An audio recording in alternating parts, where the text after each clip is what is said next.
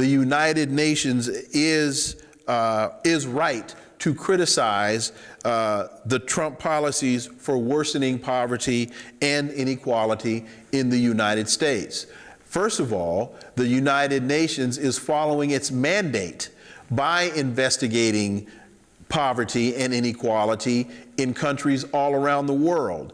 And there's nothing in the UN mandate that exempts the United States from such inquiry and, as the data reflects, criticism. UN Ambassador Nikki Haley was basically showing the arrogance and just the disgusting arrogance of the United States in her response when she said, you know, it is laughable. How dare you think to investigate the United States? We are the freest and the wealthiest country in the world. Well, if we are the wealthiest country in the world, why do we have such rates of extreme poverty? And if we are the freest country in the world, then why are we incarcerating more people per capita than any other country on the planet?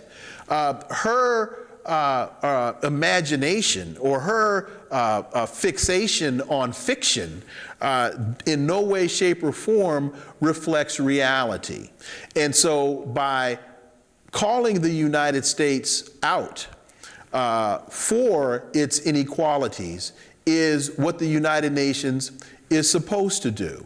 Unfortunately, there are too many people in this country that are still falling victim to the so-called American dream, which for too many people in this country and too many people around the world is actually an American nightmare. Dr. King, in his famous I Have a Dream speech, called the speech, the working title was I Have a Dream. Well, the reason that Dr. King had to put his presentation in the context of a dream was because the reality he was speaking to was the nightmare of poor people and people of color, particularly African Americans in this country at that time. And unfortunately, things have not gotten better, they have gotten worse. He said the Negro is languishing on an island of poverty amidst a sea of a prosperity in this country.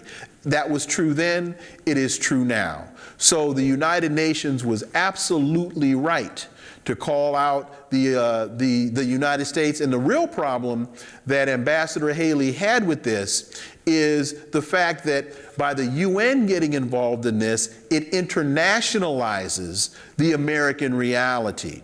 It's one thing for the United States domestically to have conversations about poverty, about inequality, and the various ills that are impacting this country. But as with Malcolm X, when Malcolm X made Hajj to Mecca and realized that there were Muslims of all colors from all around the world, and Malcolm realized that he was going to have to internationalize the plight of the African American, that's what then made him out to be a danger to J. Edgar Hoover and the American government. In calling America out on the world stage, as America was trying to hold itself out as this bastion of democracy and freedom and all these other things that we claim we are. And the same thing happened with Dr. King. When Dr. King, through his speech at the Riverside Church in 1967 on April 4th, called America out on the international stage for its involvement in the Vietnam War, that's when J. Edgar Hoover and others such as Allen Dulles determined that Dr. King was now a threat and had to be neutralized. So what the UN has done is, as we say, put America on Front Street and has now internationalized this issue.